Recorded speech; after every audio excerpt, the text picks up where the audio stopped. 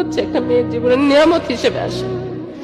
আল্লাহ তাআলার নিয়ামত হিসেবে একজন স্বামীকে একজন মেয়ের জীবনে পাঠায়। যার নাই সে বুঝতে পারবো যে আমার নাই, আমি কি হারিয়েছি। একমাত্র সে যে ভুক্তভোগী দুনিয়াতে সে বুঝবে। বিশ্বাস করেন, দুনিয়াতে বন্ধু বান্ধব আত্মীয় স্বজন তাদের যে ভূমিকাটা, সবচেয়ে ইম্পর্টেন্ট ভূমিকাটা থাকে স্বামীর।